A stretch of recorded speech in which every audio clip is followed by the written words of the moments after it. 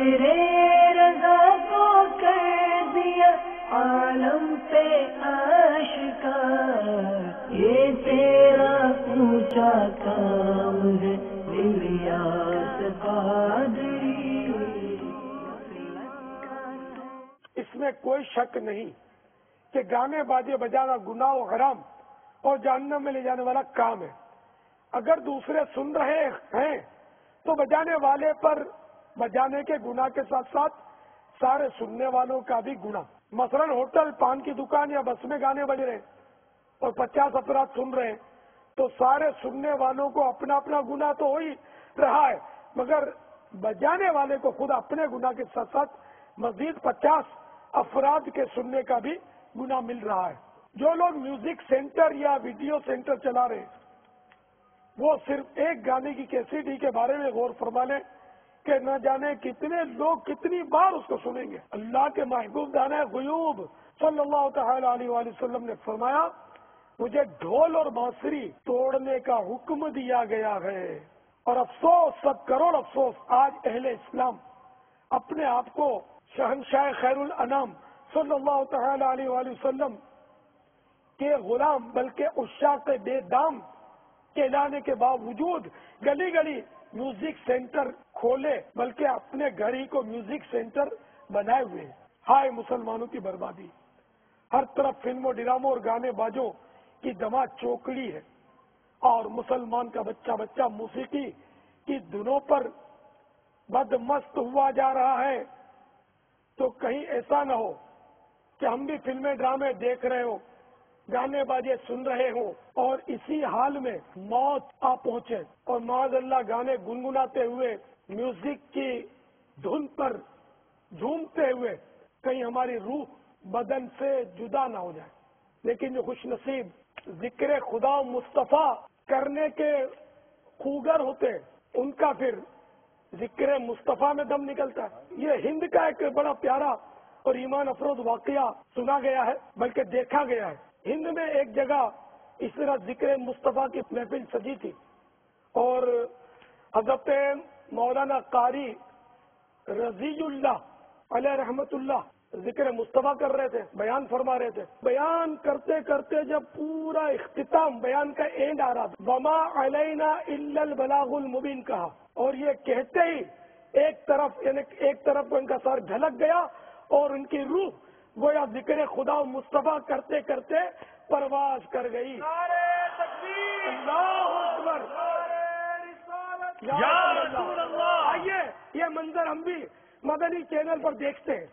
عید کو ایک برابر نمازوں میں کھڑا کر دیا تاکہ نہ کوئی نیچ سمجھے نہ کوئی اونچ سمجھے۔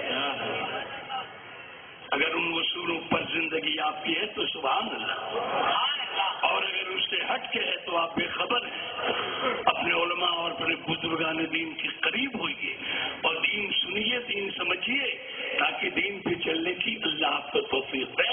لمبی تقریر ہم نے کر لی، اور اس سے لمبی سننی ہو تو میری بہت سے موضوعات پہ تقریر، یہ مولانا اسلم صاحب ممبئی سے آئے ہیں، وہ کئی قسم کی کیسٹیں لائے ہیں۔ اب انہی باتوں کے ساتھ میں یہ کہہ کے گزر رہا ہوں، اسی نے دل میں جمالے یار کا ناسور ہے، مرہم یاد نبی سے درد غم کا پور ہے، نقطۂ ہر فکر جو مثل قمر معمور ہے، اے رضا یہ احمدی نوری کا فیض نور ہے، ہو گئی میری غزل بڑھ کر قصیدہ نور کا، ہمارے سبحان اللہ سبحان اللہ سبحان اللہ۔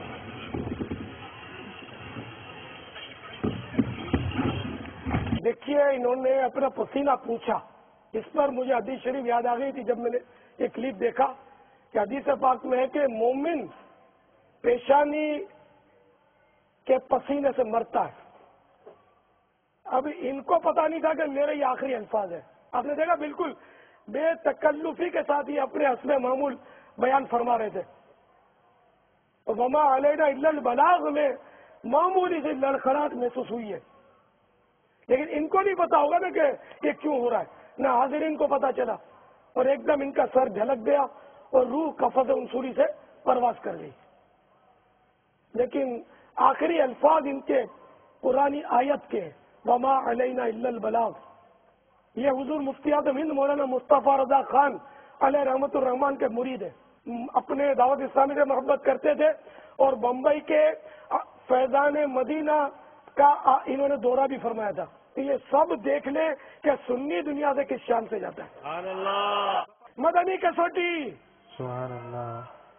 جن کے 63 مدنی انعامات پر عمل ہے، 72 میں سے 63، اور طلبہ ہیں تو ان کے 92 میں سے 80، تو وہ اگر مدنی کسوٹی میں حصہ لے لیں.